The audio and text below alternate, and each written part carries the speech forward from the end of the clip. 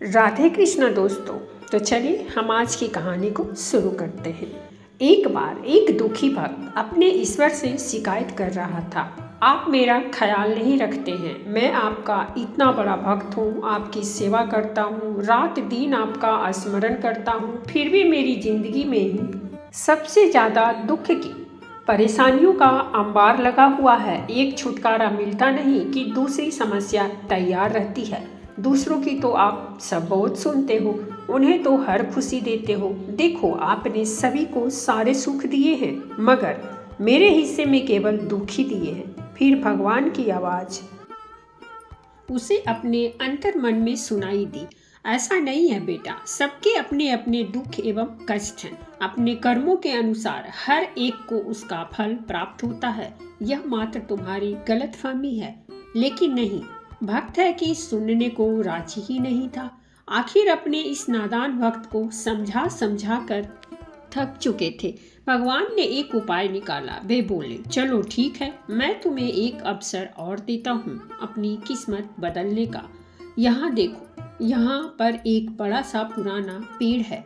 इस पर सभी ने अपने अपने दुख दर्द और तमाम परेशानियाँ, तकलीफें, दरिद्रता, बीमारियाँ, तनाव, चिंता आदि सब एक पोटली में बांधकर लटका दिए हैं। जिसे भी जो कुछ भी दुख हो वह वहां जाए और अपनी समस्त परेशानियों को पोटली बनाकर उस पेड़ पर टांग देता है।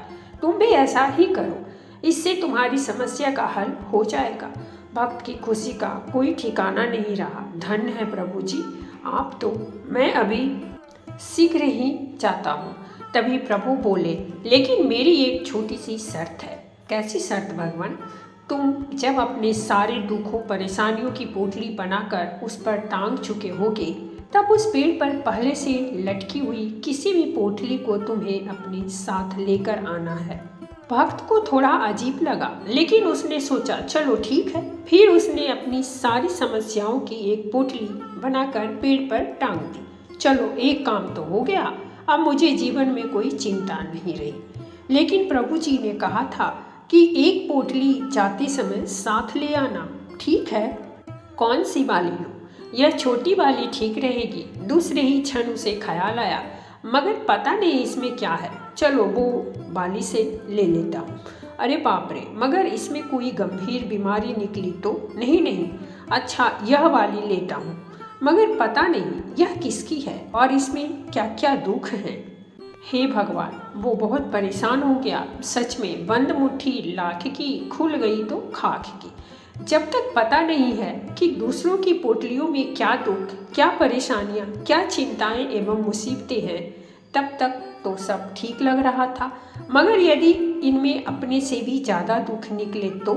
हे भगवान, कहाँ हो आप? भगवान बोले, क्यों, क्या हुआ? पसंद आए वो उठा लो। नहीं प्रभु, क्षमा कर दो, नादान था जो स्वयं को सबसे दुखी समझ रहा था। यहाँ तो मेरे जैसे अनगिनत, और मुझे यह भी नहीं पता है कि उनका दुख एवं चिंता क्या है।